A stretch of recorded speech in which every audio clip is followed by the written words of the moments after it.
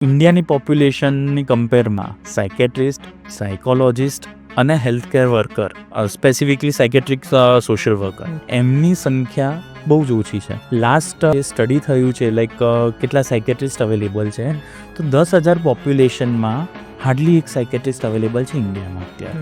Vote is catharsis? Catharsis એટલે basically તમારા મગજમાં જે બી સ્ટ્રેસ, જે બી વિચારો, સો ફર્સ્ટ ઓફ ઓલ એ નેસેસરી નથી કે તમારા મગજમાં ચાલતા વિચારો ઓલવેઝ સ્ટ્રેસફુલ હોય. તમારા ડે ટુ ડે લાઈફમાં કદાચ તમને ફાઇનાન્શિયલી, મેડિકલી, ફેમિલીમાં, સોશિયલમાં કદાચ કોઈ તમને ટેન્શનવાળી સિચ્યુએશન નહીં હોય, right? But it doesn't mean કે તમે વિચારતા નથી, તમારું મગજ ચાલતું નથી. સો એ જે વિચારો ચાલવા એ તમારે બહાર કાઢવું જરૂરી છે. એને કહેવાય કેથાર્સિસ. પેશન્ટ કોઈ બી તકલીફ છે કે જે એના ડેલી રૂટીન પર અફેક્ટ કરે. ફોર એન એક્ઝામ્પલ, સ્કૂલ જતો છોકરો છે કે કોઈ ઓફિસમાં કામ કરતો કોઈ યંગ છે, એમના રૂટીનની અંદર નાના મોટા સ્ટ્રેસ બધા જ ફેસ કરવાના છે. પણ જ્યારે એ સ્ટ્રેસ એ લેવલે પહોંચ્યું કે એમના ફોકસ કરવામાં, એમની ઊંઘ, મેં કીધું, એમની એપેટાઇટ, એમની મેમરી, આ બધા કમ્પોનન્ટ છે એમાં અફેક્ટ થવાનું ચાલુ થઈ ગયું છે. ત્યારે એવું કહેવાય કે હવે એ માણસને કે વ્યક્તિને કોઈ ઇન્ટરવેન્શન, કોઈ પ્રોફેશનલને બતાવવાની જરૂર છે. અમારી જોડે એવા પેશન્ટ આવે છે એનું સાંભળવાવાળું એની જોડે કોઈ હોતું નથી, ઓર ડરતું હોય કે હું મારા ફ્રેન્ડ્સ ઓર ફેમિલીમાં કહીશ, લોકો મને જજ કરશે, રાઈટ? એવા લોકોને જ્યારે સાંભળવાનું હોય અમારે, that is a tough thing, I gas.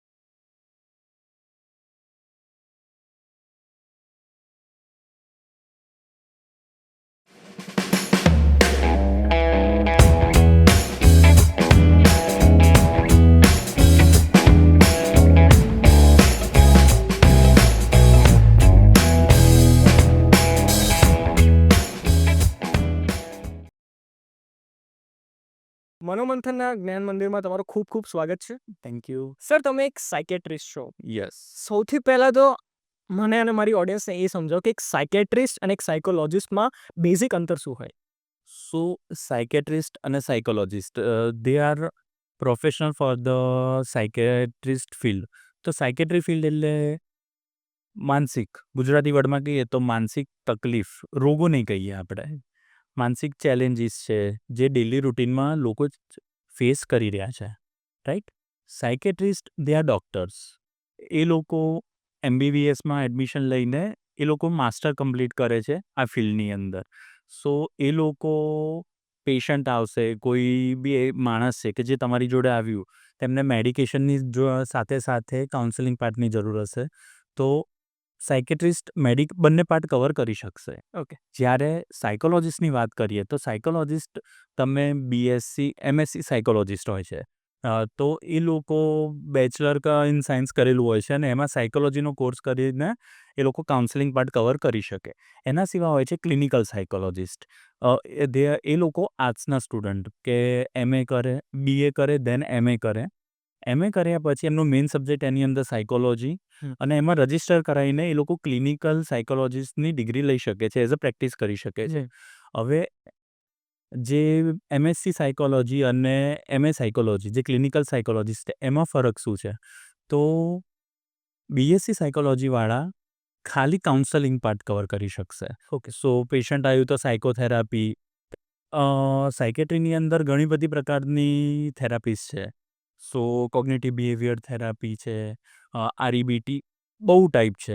અલગ અલગ પ્રોબ્લેમ પ્રમાણે કઈ ટેકનિકથી આગળ વધવું અને પેશન્ટને કઈ રીતે મેક્સિમમ હેલ્પ થઈ શકે એના માટેની અલગ અલગ ટેકનિક્સ છે. જ્યારે ક્લિનિકલ સાયકોલોજિસ્ટની વાત કરીશું તો ક્લિનિકલ સાયકોલોજિસ્ટમાં એ લોકો કાઉન્સેલિંગ પાર્ટ તો કવર કરશે. એ સિવાય સાયકેટ્રી ફિલ્ડની અંદર કેટલીક ટેસ્ટ છે, જેમ કે તમે કદાચ સાંભળ્યું હશે કે કેટલાક બાળકોની બુદ્ધિનો વિકાસ એટલો નથી થયો હતો, મગજ એટલું વિકસિત નથી, જે સાદી ભાષામાં લોકો કહેતા હોય છે કે મંદ બુદ્ધિ તરીકે, રાઈટ? સો IQની વાત અહીંયા. તો ઘણી વખત એવા ચેલેન્જીસ આવે છે ફિલ્ડમાં કે પેરેન્ટ્સને એમના બાળકો એવા આવ્યા હોય કે જે નોર્મલ બાળકો કરતાં એમનું સાયકોલોજીકલ ડેવલપમેન્ટ થોડું સ્લો જોવા મળે છે. એમને એવું લાગે કે જલ્દી ચાલતા ના શીખ્યા, વર્ડ્સ ના શીખી શકે. સો આઈક્યુને અકોર્ડિંગ એ એના સ્ટેજીસ છે, એના કે કયું છે માઇલ્ડ, મોડરેટ, સિવિયર હમ. આઈક્યુનો સ્કોર હોય છે, એના આધારે ગ્રેડિંગ થાય. સો આઈક્યુ ટેસ્ટિંગ માટે પછી આવી જ રીતે દરેક માણસની પર્સનાલિટી ચેક કરવી હોય હમ. તો એના માટેની બી ટેસ્ટ છે. તો આવી કેટલીક ટેસ્ટ છે.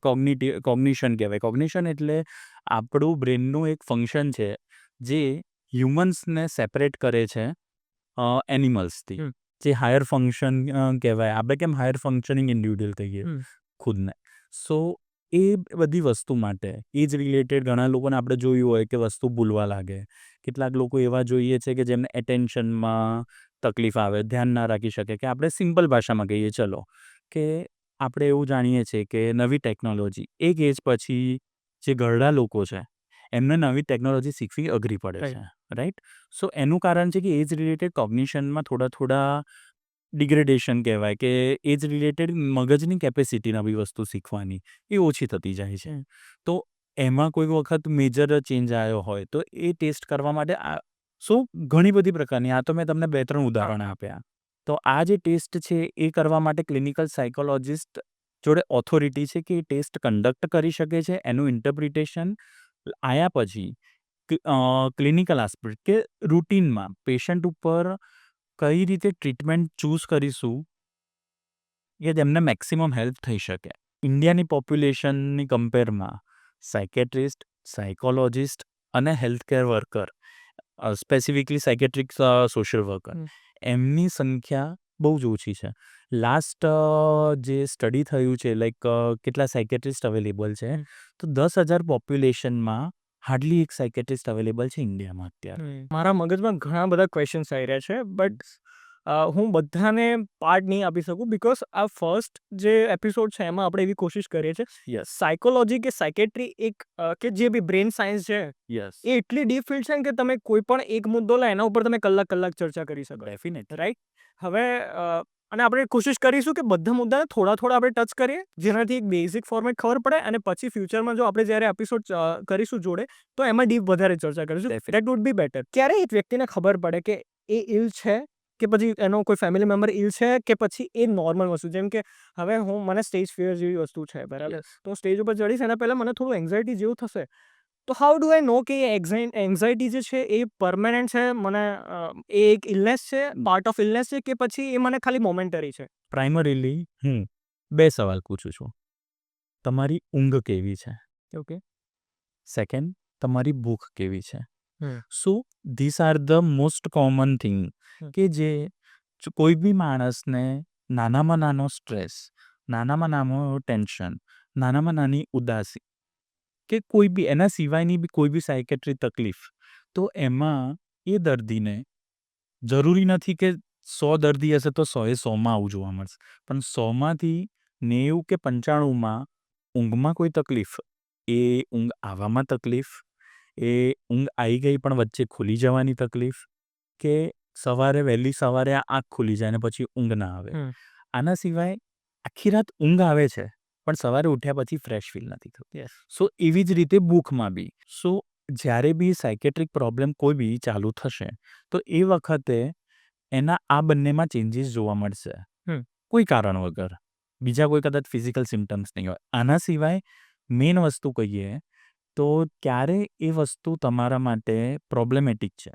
સો પેશન્ટને કોઈ બી તકલીફ છે કે જે એના ડેલી રૂટીન પર અફેક્ટ કરે છે. ફોર એન એક્ઝામ્પલ, સ્કૂલ જતો છોકરો છે કે કોઈ ઓફિસમાં કામ કરતો કોઈ યંગ છે. એમના રૂટીનની અંદર નાના મોટા સ્ટ્રેસ બધા જ ફેસ કરવાના છે. પણ જ્યારે એ સ્ટ્રેસ એ લેવલે પહોંચ્યું કે એમના ફોકસ કરવામાં, એમની ઊંઘ મેં કીધું, એમની એપેટાઇટ, એમની મેમરી, આ બધા કમ્પોનન્ટ છે એમાં અફેક્ટ થવાનું ચાલુ થઈ ગયું છે. ત્યારે એવું કહેવાય કે હવે એ માણસને કે એ વ્યક્તિને કોઈ ઇન્ટરવેન્શન, કોઈ પ્રોફેશનલને બતાવવાની જરૂર છે. સાયકેટ્રિક ઇલનેસ સર જે હોય છે એમાં ટ્રિગર્સ બહુ મેટર કરતા હોય છે. Yes. અને આઈ એક્સપેક્ટ કે એન્વાયરમેન્ટ જેમ બદલાય એમ ટ્રિગર્સ ચેન્જ થાય અને જેમ સ્પેસીસ બદલાય, મતલબ તમે ઘરે હો તો ટ્રિગર્સ અલગ હોય, તમે ઓફિસ પર હો તો ટ્રિગર્સ અલગ હોય. ડેફિનેટ. રાઈટ? અને મેમરીઝથી કનેક્ટેડ હશે. તો શું એક કન્ટ્રીમાં જે ટ્રિગર હોય એરિયા જ કોમન બીજા કન્ટ્રીમાં બી ટ્રિગર હોય કે અલગ હોય બિકોઝ એન્વાયરમેન્ટ અને સ્પેસ ચેન્જ થઈ રહી છે. બેઝિકલી મારો પ્રશ્ન એવો છે કે વેસ્ટર્ન કન્ટ્રીઝના જે સાયકેટ્રિક ઇલનેસ છે એરિયા શું ભારતથી અલગ છે કે કોમન એન્ટિટીઝ જોવામાં આવે છે?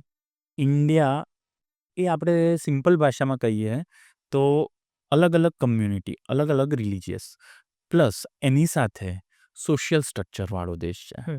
લાઈક તમે કદાચ હું વાત કરું કે હું અમદાવાદમાં રહું છું. કોઈ કારણસર કે હું મારી વાત કરું કે ભણવા માટે મારે અમદાવાદની બહાર જવું પડ્યું હતું. સો મારા માટે અમદાવાદ છોડીને બીજા સિટીમાં જવું, ઇનિશિયલી મને બી ચેલેન્જીસ ફેસ થયા હતા, હા. રાઈટ? બટ આપણા ત્યાં સોશિયલ સ્ટ્રક્ચર બહુ જ સ્ટ્રોંગ છે. હમ. દરેક જગ્યાએ તમે શિફ્ટ થશો તો લોકો તમને વેલકમ કરશે, તમને ફ્રેન્ડ્સ, તમારા ત્યાંના લોકો તમારા માટે એ એન્વાયરમેન્ટ હેલ્પફુલ થઈ શકે, સ્મૂથ જે ટ્રાન્ઝિશનની પ્રોસેસ છે સ્મૂથ થઈ શકે એના માટે હેલ્પ કરશે, રાઈટ? સો એ આપણા ત્યાં બહુ જ સ્ટ્રોંગ ફેક્ટર ગણવામાં આવે છે. પ્લસ આપણું કમ્યુનિકેશન વિથ અવર ફેમિલી. હમ. સો તમે કોઈ બી દેશના, કદાચ ચલો વર્લ્ડના કોઈ બી ખૂણામાં હશો, આપણા ફેમિલી, આપણું રિલેટિવ્સ, એમના જોડેનું ઇન્ટરેક્શન હંમેશા એક લેવલ સુધી એક્ટિવ રહે છે, હા. રાઈટ? અને ઇન્ડિયામાં વર્ક લાઈફ બેલેન્સ લોકો વર્ષોથી મેન્ટેન કરતા આવ્યા છે હમ. કે જેટલું ઘર ઇમ્પોર્ટન્ટ છે એટલું કામ ઇમ્પોર્ટન્ટ છે, એ ડિવાઈડ કરી રહ્યા છે. બટ જેવી રીતે ટાઈમ આગળ વધી રહ્યો છે, સોશિયલ મીડિયા કે વધારે ઇન્ફોર્મેશન મળે છે, તો વેસ્ટર્ન કલ્ચર જે છે કે લાઈક 18 વર્ષનો થવું, છોકરાઓ પોતાની રીતે ઇન્ડિવિડ્યુઅલી રહેવાનું ચાલુ કરે, કમાવાનું ચાલુ કરે, ન્યુક્લિયર ફેમિલીનો કન્સેપ્ટ ઇન્ડિયામાં ધીરે ધીરે આપણને જોવા મળે છે, રાઈટ? સો એ આપણા માટે ચેલેન્જીસ ઊભા કરી રહ્યા છે.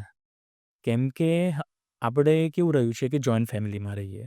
કદાચ જોઈન્ટ ફેમિલીમાં ના રહેતા હોઈએ તો બી આપણા રિલેટિવ્સ, આપણા જે સગા સંબંધીઓ છે એ આપણી આજુબાજુ હોય, સારું ખરાબ પ્રસંગ બન્યો તો બધા આપણી જોડે આવીને ઊભા રહે છે. સો એનું એક ઉદાહરણ કે આપણે કોઈની બી ડેથ થાય તો આપણે 15 દિવસ સુધી બધી વિધિ હોય છે, રાઈટ? પછી અને વર્ષનો શોક કહીએ છીએ. સો આ જે સિસ્ટમ આપણા પૂર્વજો કહીએ કે ઋષિમુનિઓ કહીએ, જે સિસ્ટમ ઊભી કરી છે, it is very scientific process કે જ્યારે સગા સંબંધીઓને ભેગા થાય, કેમ તો આઈ થિંક સ્કૂલમાં આપણે કહેવત આવતી હતી કે સુખ જેટલું લોકો જોડે શેર કરીએ એટલું વધે અને દુઃખ જેટલું શેર કરીએ એટલું ઘટે. સો દેટ્સ ધ કન્સેપ્ટ કે લોકો, રિલેટિવ્સ, ફ્રેન્ડ્સ, ફેમિલી ભેગા થાય તો એ ખરાબ સમય છે એ પાસ કરવો ઇઝી થશે. એના માટે સાયન્ટિફિક ટર્મ છે કે બિરેવમેન્ટ કહેવાય. કે બિરેવમેન્ટ ઇઝ અ પ્રોસેસ કે જેથી આપણને દુઃખ થયું છે, કોઈ બી બનાવ બન્યો છે, તો એને પ્રોસેસ કરીને આપણા મગજમાં એની જોડે પીસ કરી લેવું. દેટ ઇઝ બેઝિકલી, બહુ વેગ ટર્મમાં હું આ કહું છું, દેટ ઇઝ બિરેવમેન્ટ. જો કોઈ બી માણસ આ પ્રોસેસ ના કરે તો એક ગ્રીફ એને લાઈફ ટાઈમ સુધી રહી શકે, જે એના ડેલી રૂટીનમાં અફેક્ટ કરે. સો this is the one example કે ફેમિલી કેટલું, કે આપણી સોસાયટી કે કમ્યુનિટી, આપણું સોશિયલ સ્ટ્રક્ચર કેટલું હેલ્પફુલ છે. સેકન્ડ, કન્ટ્રી ટુ કન્ટ્રી ઇન્ડિયામાં વાત કરીએ, આપણે ગુજરાતની વાત કરીએ તો ગુજરાત ડ્રાય છે, ડ્રાય સ્ટેટ. સો એ બધા સ્ટ્રેસર છે. એડિક્શન્સ છે એ મૂડ સિમ્ટમ્સ છે, એ બીજા સાયકેટ્રિક ઇલનેસ છે.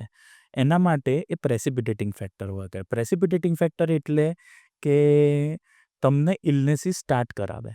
લાઈક કોઈ બી સાયકેટ્રિક ઇલનેસ લો તો એડિક્શન્સ છે એ તમને એ બાજુ લઈ જઈ શકે, ઇલનેસ તરફ. એવી જ રીતે વર્ક લાઈફ બેલેન્સની જે મેં વાત કરી એ બહુ જરૂરી છે. સેકન્ડ, આપણું સોશિયલ સ્ટ્રક્ચર.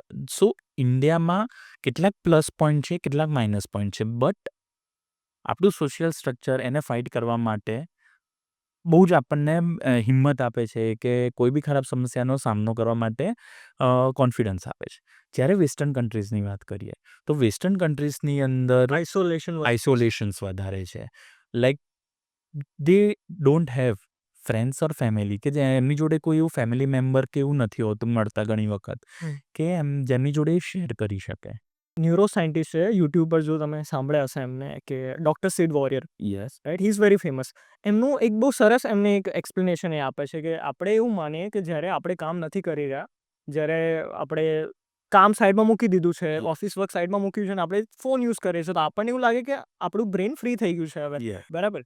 પણ એકચ્યુઅલી આ brain is at work, it is not relaxing. એટલે આપણને ફીલ એવું થાય કે ભાઈ ચલો મેં 8 કલાક કામ કર્યું, પછી મેં 2 કલાક ફોન યુઝ કર્યો, તો હવે હું ફ્રી ફીલ થવો જોઈએ, પણ તો પણ આપણને થાક લાગે એક રીતે. તો એવું કેમ થાય છે? બિકોઝ સ્લીપ અને મેડિટેશન આ બે જ ખાલી એક એવી વસ્તુ છે જ્યાં બ્રેન આપણું એકચ્યુઅલી રિલેક્સ છે. મેડિટેશનમાં મારો એક્સપિરિયન્સ છે હા. કે ઇવન ડીપ બ્રીધિંગ એક્સરસાઇઝ, જે સિમ્પલેસ્ટ ફોર્મ ઓફ મેડિટેશન હા. કહી શકીએ આપણે, પ્રાણાયામ, પ્રાણાયામ, એમ, રાઈટ, યસ. એ બી એક ફોર્મનું મેડિટેશન ગણાય છે. ઓકે. ઓકે, સો આ બંને હેલ્પ કરે છે, યુ આર ટ્રુ. એની સાથે બીજા કેટલાક એવી એક્ટિવિટીઝ છે, કેટલીક એવી, ફોર એન એક્ઝામ્પલ હોબીઝ ગણીએ આપણે. સો as a individual you need to feel good about your self, okay. Right. Like તમારી કોઈ હોબી હશે, રાઈટ, તો તમે ગમે તેટલા ફ્રસ્ટ્રેટેડ હશો, હેક્ટિક શેડ્યુલ હશે, પણ તમે તમારી ગમતી વસ્તુ ખાલી 5 મિનિટ કરશો, ઓનલી 5 મિનિટ્સ, તમને કરીને એટલું સારું લાગશે કે આખા દિવસનો થાક ક્યાં જતો રહ્યો. So this is relaxing. રિલેક્સિંગની સાથે સાથે ચલો માનીએ આપણે કે લોકોનું રૂટીન એટલું હેક્ટિક હોય છે કે એમાં એ કદાચ દિવસમાં ટાઈમ રોજ ના કાઢી શકે, બટ વીકમાં એટલીસ્ટ 2 વખત, વીકેન્ડમાં we need to make a time for our body and our mind. જો એ ટાઈમ નહીં આપીએ, લાઈક તમે કીધું કે રિલેક્સેશન માટે, મગજને શાંત કરવા માટે એ ટાઈમ નહીં આપીએ, તો આપણે ગાડી ચલાવીએ, ગાડીને જો રિલેક્સ થવાનો ટાઈમ ના આપીએ તો ગાડીનું શું થશે? ગરમ થઈ જશે. ગરમ થશે, એન્જિન બગડશે. સો આપણા શરીરનું એન્જિન આ છે, મલ્ટિપલ ઓર્ગન્સ છે, બટ ફંક્શનિંગ માટે આ છે. સો like you sad, A relaxation કરવું જરૂરી છે. બની શકે કે કદાચ દરેક માણસ માટે રિલેક્સ થવાની ટેકનિક અલગ હોય, રાઈટ, બટ અત્યારે લોકો રિલેક્સ થવાને બદલી કાઢી છે. હું 10 મિનિટ રીલ્સ જોઈ લઈશ, હું થોડો મોબાઈલ યુઝ કરી લઈશ, લાઈક નેટફ્લિક્સ પર મારો ફેવરિટ શો જોઈ લઈશ અને હું રિલેક્સ થઈ જાઉં છું. But that's not. તમે તમારા માઇન્ડને રિલેક્સ કરવાની જગ્યાએ નવી વસ્તુ વિચારવાની ઓપોર્ચ્યુનિટી આપી રહ્યા છો. So it is not universal thing કે બધા માટે એક જ વસ્તુ છે. દરેક વ્યક્તિ માટે અલગ અલગ એક્ટિવિટીઝ, અલગ અલગ વસ્તુઓ હોઈ શકે, બટ સ્લીપ અને meditation we can consider is universal. Okay, I believe કે જે મેડિકેશન આપવાનો જે પાર્ટ હશે એ તો લાસ્ટ પાર્ટ હશે, જ્યારે તમે ડાયગ્નોઝ કરી નાખો. ઘણી વખત અલગ છે.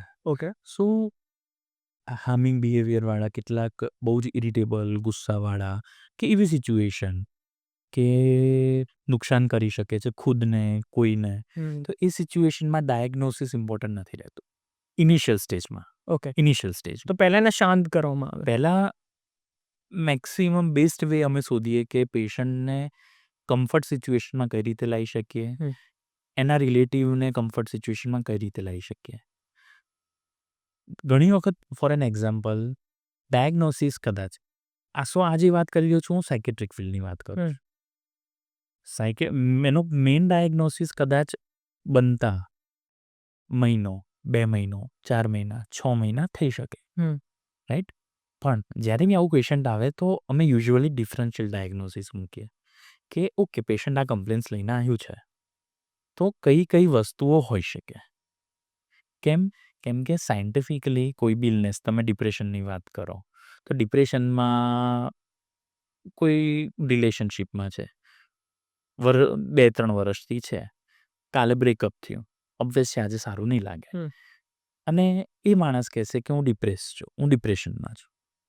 બટ સાયન્ટિફિક એના ક્રાઇટેરિયાસ છે કે પેશન્ટને group of symptoms particular day કરતાં વધારે હોય ત્યારે વી કેન ડાયગ્નોઝ કે આ પેશન્ટનું ડાયગ્નોસિસ આ છે. સો રિસર્ચ થઈને સાયન્ટિસ્ટોએ એના માટેના ક્રાઇટેરિયાસ બનાવ્યા છે, but that is for doctors and educational purpose, એ જે સાયન્ટિફિક ક્રાઇટેરિયાની વાત કરું છું. પેશન્ટ ક્રાઇટેરિયામાં કદાચ ફિટ ના થાય, ઇટ ડઝન્ટ મીન કે પેશન્ટ ડિપ્રેશનમાં નથી. કદાચ એનું ડાયગ્નોસિસ અમે ઓફિશિયલી લેબલ ના કરી શકીએ કે સાયન્ટિફિક જે ક્રાઇટેરિયાસ છે પણ પેશન્ટને એટલું બધી અફેક્ટ થઈ રહી છે એના લીધે, તો ઇટ ડઝન્ટ મીન કે અમે એને ટ્રીટમેન્ટ નહીં સ્ટાર્ટ કરીએ. સો બંને વસ્તુ જોડે ચાલશે. વિથ અ ટાઈમ ઘણી વખત નવી ઇન્ફોર્મેશન, જેટલું પેશન્ટ જોડે વાત કરીશું એટલી દર વખતે નવી ઇન્ફોર્મેશન મળે. પેશન્ટ કદાચ એવું બની શકે કે કમ્ફર્ટેબલ થતાં બી થોડો ટાઈમ લાગે, રાઈટ? 2 કે 3 વખત મળ્યા પછી પેશન્ટને કદાચ એવું થાય કે ના, હું ડૉક્ટરને મારી મનની વાત છે એ કહેવી છે.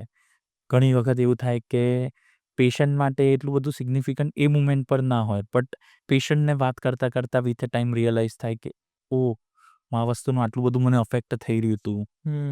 સો એ કેવું છે કે ઇટ્સ અ પ્રોસેસ.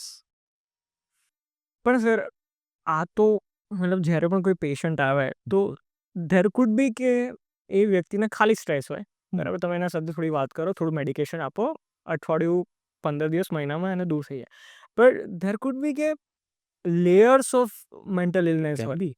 સ્ટ્રેસ છે, એન્ઝાયટી છે, પછી કોઈ ડિસઓર્ડર છે, પછી બધું લેયર્સ. તો પછી આના કેવી રીતે ટ્રીટ થાય આ વસ્તુ? સ્કિઝોફ્રેનિયાના પેશન્ટને અમે ટ્રીટ કરતા હોઈએ. જ્યારે સ્કિઝોફ્રેનિયાના બધા સિમ્ટમ્સ ઇમ્પ્રૂવ થઈ ગયા, પેશન્ટ નોર્મલ, તો ઘણી વખત અંડરલાઇંગ ડિપ્રેશન બહાર આવે. So and it is not necessary કે ડિપ્રેશન કે એન્ઝાયટી કે સ્કિઝોફ્રેનિયા કે મેનિયા કે એડિક્શન કે બધા માટેના કોઈ કારણ હોવા જરૂરી નથી. Okay. There is a endogenous thing, there is a exogenous. Exogenous એટલે બહારથી એન્વાયરમેન્ટલ ફેક્ટર્સ છે, સોશિયલ ફેક્ટર્સ છે, પછી રિલેશનશિપ ફેક્ટર છે, બહુ બધા ફેક્ટર છે, એ અફેક્ટ કરે. બટ એના લીધે મોલિક્યુલર લેવલ પર બ્રેનમાં ઇફેક્ટ થાય છે. સો બહારના ઇફેક્ટથી, સો એ બધા ફેક્ટર છે, બધા એકસાથે ના બી હોય, કોઈ એક સિંગલ ફેક્ટરથી થઈ શકે. એ લોકોને પ્રેસિપિટેટિંગ ફેક્ટર કહેવાય. કે કેમ? જીનેટિક લેવલ પર આ વસ્તુ કનેક્ટેડ છે. ઘણા બધા વ્યક્તિમાં જીનેટિક અસર કરે.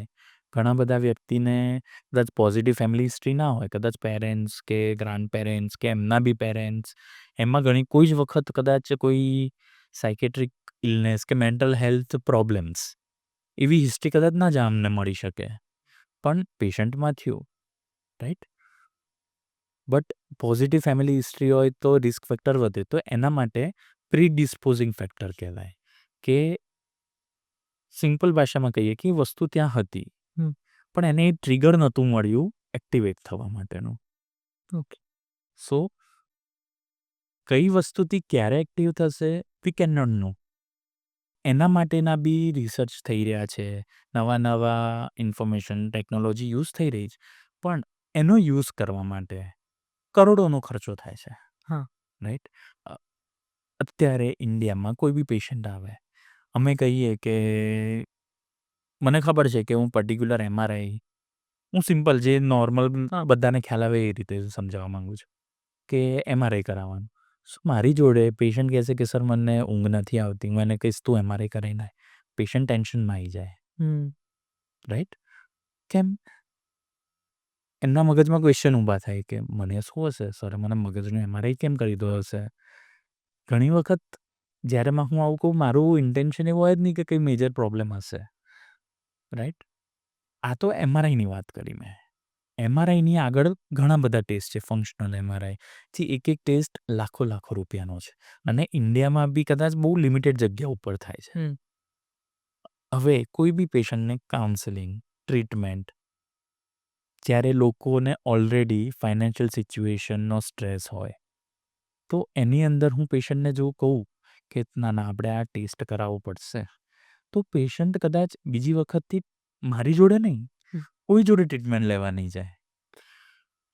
રાઈટ? અને વર્ષોના એક્સપિરિયન્સીસ, મારું નહીં, હું જનરલ વાત કરું છું, વર્ષોના એક્સપિરિયન્સ, ક્લિનિકલ રિસર્ચ, એના પ્રૂફ, એની સાયન્ટિફિક જર્નલ્સ છે સાયકેટ્રીની ને એવી રીતે. સો એના પ્રૂફ પરથી ખબર પડે છે કે ઓકે, આ સિમ્ટમ્સ છે તો એના લીધે પર્ટિક્યુલર ન્યુરોટ્રાન્સમીટર અફેક્ટ થયો છે, જેના લીધે આ સિમ્ટમ્સ બહાર આવી રહ્યા છે, રાઈટ? જો જે વસ્તુ 100, 200, 500 રૂપિયાથી પેશન્ટને સારું થઈ શકતું, again it is not necessary કે બધા પેશન્ટને દવાની જરૂર છે. ઘણા બધા પેશન્ટો ઘણી બધી સિચ્યુએશનમાં એવું થાય છે કે નોર્મલ કાઉન્સેલિંગ, સો કાઉન્સેલિંગ એ વર્ડ એવો છે કે વીક ટર્મ છે, જેથી કોમન લોકો, બધા લોકો સમજી શકે. સાયન્ટિફિક વર્ડ છે સાયકોથેરાપીસ. ઓકે. લાઈક સાયકોથેરાપીઝમાં આપણે આગળ વાત કરી કે બહુ બધી ટાઈપની થેરાપીસ છે. કોગ્નિશન વર્ડ સાંભળ્યો છે? Cognition, yes. Cognition is basically કહીએ કે એનિમલ્સથી હ્યુમન્સને કઈ રીતે અલગ પડે. Higher mental function state. આપણું જજમેન્ટ, આપણું ડિસિશન મેકિંગ, આપણું લેંગ્વેજ, આપણું કોઈ બી વસ્તુમાં આપણે ઇવેલ્યુએટ કરી શકીએ કે આ વસ્તુ કરવામાં રિસ્ક કેટલું છે, શું છે, જે નોર્મલ એનિમલ્સથી આપણને ડિફરન્ટ કરે છે, એ કોગ્નિટિવ. બટ સમટાઈમ એવું થાય છે કે કોઈક પ્રોસેસ, કોઈક કારણોસર એમાં આપણે જે વાત કરી હતી કે ખોટો થોટનો બીઓ રોપાઈ ગયો, સો એને કહેવાય છે કોગ્નિટિવ ડિસ્ટોર્શન્સ. ઓકે. રાઈટ? સો એના માટેની specific therapy CBT, cognitive behaviour therapy. So this is one example કે પેશન્ટને શું તકલીફ છે એ પ્રમાણે થેરાપી નક્કી થશે. અને ઘણા બધા કેસીસ એવા છે કે ખાલી થેરાપીસથી પેશન્ટને સારું થાય છે, પણ એ થેરાપીની જરૂર છે કે દવાની જરૂર છે, એના માટે એક વખત પ્રોફેશનલને મળે તો બેસ્ટ વે નીકાળી શકાય. સર, તમે આટલા શાંત કેવી રીતે છો? સો આઈ થિંક 2 વસ્તુ અફેક્ટ કરે એમાં. એક પર્સનાલિટી, યસ. મે બી મારી પર્સનાલિટી એવી હશે. સેકન્ડ વસ્તુ મારું ટ્રેનિંગ. સો જ્યારે ડૉક્ટરમાં તમે મીન્સ MBBSમાં એન્ટ્રી લો, પછી ત્યાંથી રસ્તા અલગ અલગ પડે, અલગ અલગ ફિલ્ડ બાજુ. કોઈ ડર્મેટોલોજિસ્ટ બને, કોઈ સાયકેટ્રિસ્ટ બને, કોઈ ફિઝિશિયન બને, કોઈ સર્જન બને. મેં સાયકેટ્રિસ્ટનો રસ્તો લીધો. સો એની ટ્રેનિંગમાં અમને પહેલાં તો આ વસ્તુ શીખવાડવામાં આવે છે. મે બી સમજાઈને નહીં, મે બી ટ્રેનિંગ આપીને, મે બી જરૂર પડે તો સમજાઈને. સો મારે જો હું શાંતિથી પેશન્ટને નહીં સાંભળી શકું, તો પેશન્ટ ઘણી સિચ્યુએશનમાં વાત કહેશે. આપણે કેથાર્સિસ કરીને એક વર્ડ છે. What is catharsis? કેથાર્સિસ એટલે બેઝિકલી તમારા મગજમાં જે બી સ્ટ્રેસ, જે બી વિચારો, ફર્સ્ટ ઓફ ઓલ એ નેસેસરી નથી કે તમારા મગજમાં ચાલતા વિચારો ઓલવેઝ સ્ટ્રેસફુલ હોય. તમારા ડે ટુ ડે લાઈફમાં કદાચ તમને ફાઇનાન્શિયલી, મેડિકલી, ફેમિલીમાં, સોશિયલમાં કદાચ કોઈ તમને ટેન્શનવાળી સિચ્યુએશન નહીં હોય, right? But it doesn't mean કે તમે વિચારતા નથી, તમારું મગજ ચાલતું નથી, રાઈટ? સો એ જે વિચારો ચાલવા, કદાચ સ્ટ્રેસ હોય તો એના વિચારો ચાલવા, જે બેક ઓફ ધ માઇન્ડ બધું પ્લાનિંગ ચાલતું હોય, એ તમારે બહાર કાઢવું જરૂરી છે. એને કહેવાય કેથાર્સિસ. ઓકે. બરાબર? કેથાર્સિસ એટલે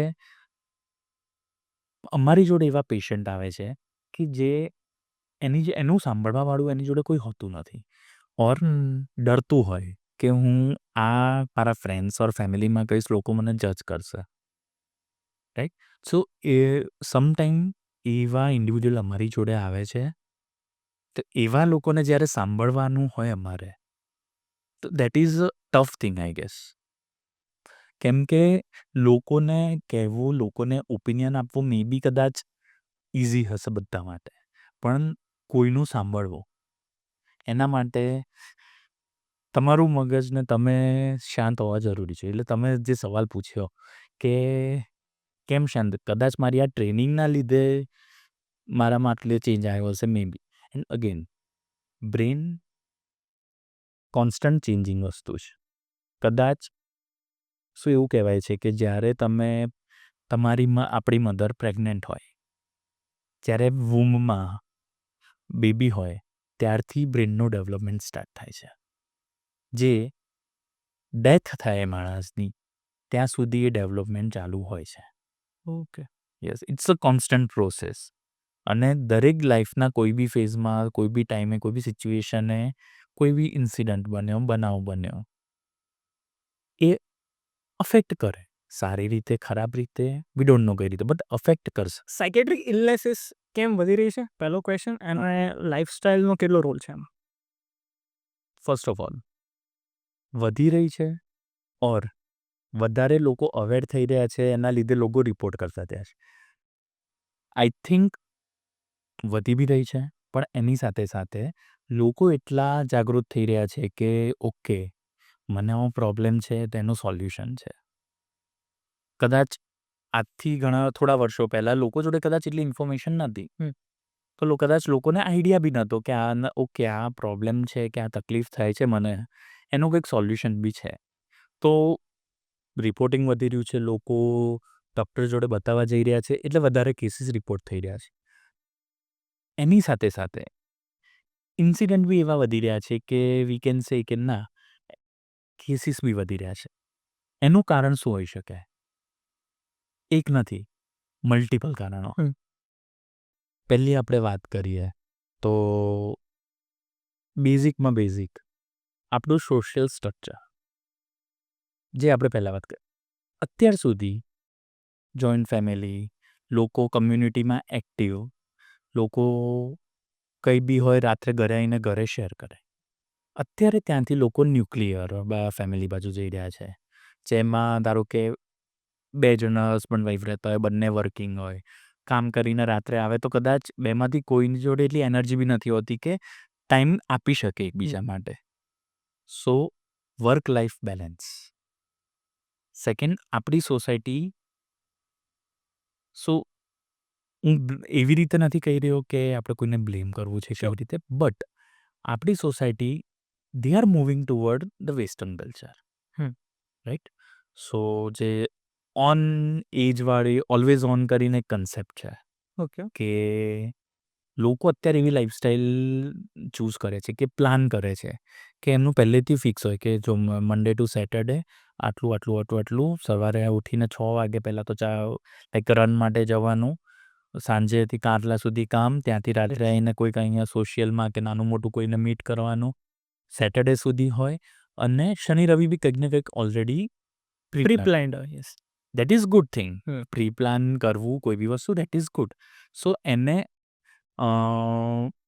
એ વ્યક્તિ ઓલવેઝ ઓન ટોઝ રહેશે. Right? So back of the mind એમનો વિચાર ઓલવેઝ એક્ટિવ રહેવાનું છે. સો એ જે કન્સેપ્ટ લોકો એ બાજુ જઈ રહ્યા છે કે that is good, but what about your physical and mental health? So work life balance જરૂરી છે. તમારે પોતાના શરીર માટે ટાઈમ આપવો. જેવી રીતે લોકો જીમ જાય છે, કેમ? ફિઝિકલી ફિટ રહેવા માટે.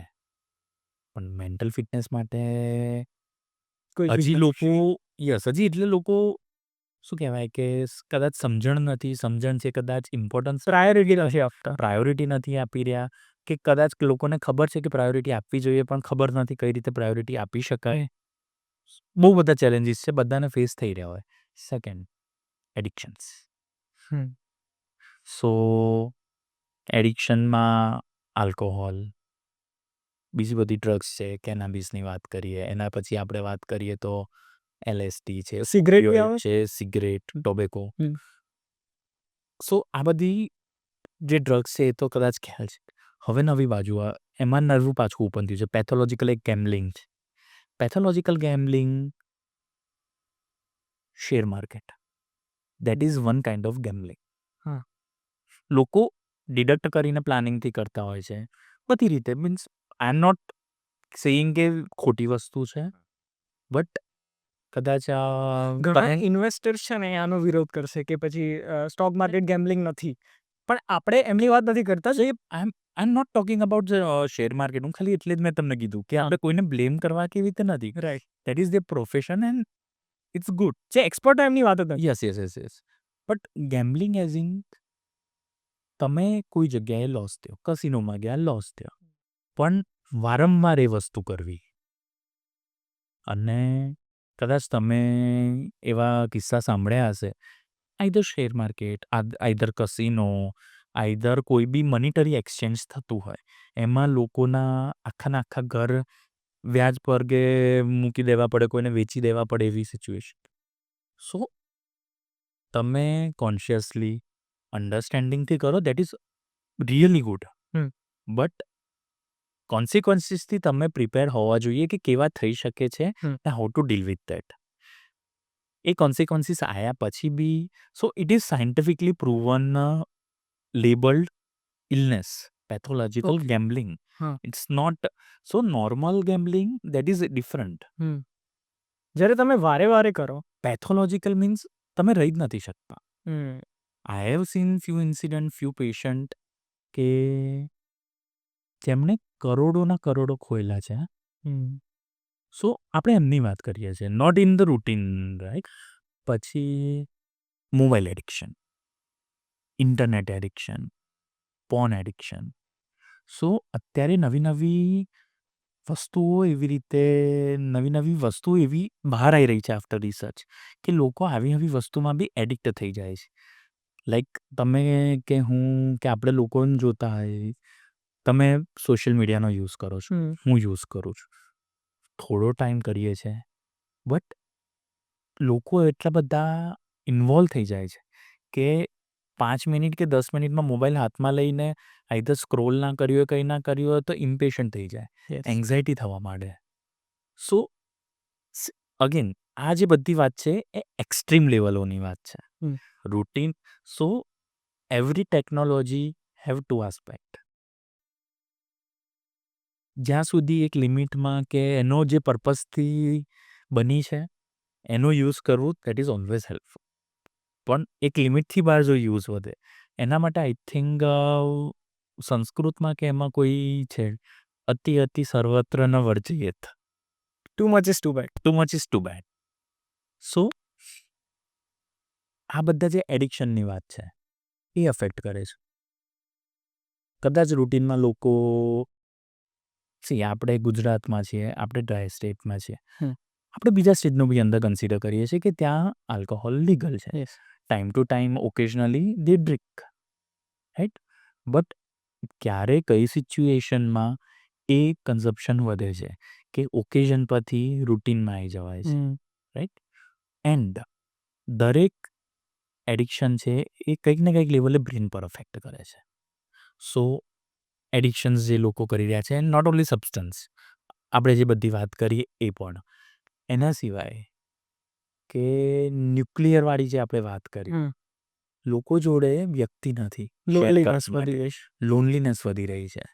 And again digital world is one of the factor who is also affecting it. So મને યાદ છે જ્યારે હું નાનો હતો, મને સમર વેકેશન પડતું હતું, તો મારો પ્રાયોરિટી એવી હોય કે બધા ફ્રેન્ડ્સને સમર વેકેશન પડ્યું, ચલો ક્રિકેટની ટુર્નામેન્ટ ક્યાંક ગોઠવીએ, ક્રિકેટ રમવા જઈએ, મામાના ત્યાં વેકેશનમાં જવાનું, ત્યાંના ફ્રેન્ડ્સ જોડે થોડું રમવાનું, પેલું ઇન્ડો ને એવી બધી આઈસ પાઈસ, બહુ બધી એવી ગેમ્સ હતી જે આપણે બહાર જઈને રમતા હતા. અત્યારે ફ્રેન્ડ્સની ડેફિનેશન એવી થઈ ગઈ છે કે મારા ઇન્સ્ટાગ્રામ પર ને ફેસબુક પર કેટલા ફ્રેન્ડ્સ ને followers. But that's good. Again એનો વિરોધ નથી એ વસ્તુનો, પણ એમાંનું કેટલા વ્યક્તિ એવા છે કે તમને પ્રોબ્લેમ હશે તો તમે એમને કહી શકો છો. એ જે ઇન્ટેલેક્ચ્યુઅલ ફ્રેન્ડશિપ કહીએ કે રિલેશન, એ હોવું જરૂરી છે, જે અત્યારે ધીરે ધીરે ઓછું થઈ રહ્યું છે. લાઈક અત્યારે એન્ડ કોઈ જાણી જોઈને નહીં, જેમ કે કોવિડ પછી અત્યારે સ્કૂલ્સને બધા બી ડિજિટલ બાજુ વળી રહ્યા છે, right? That's really helpful. That's I think great use of the technology. પણ અગેન એ છોકરાઓને બી એ સમજાવવાની જરૂર છે કે your world is not only the laptops or tablets or digital world. So steps લોકો રહી રહ્યા છે, આગળ વધી રહ્યા છે, પણ સ્ટીલ કોઈક ને કોઈક લેવલ પર આ બધા સિચ્યુએશન્સના લીધે પ્રોબ્લેમ્સ ઊભા થઈ રહ્યા છે. આજ માટે સર આપણે આટલું રાખીએ and thank you for Bing here sir. Thank you. Thank you very much. Thank you.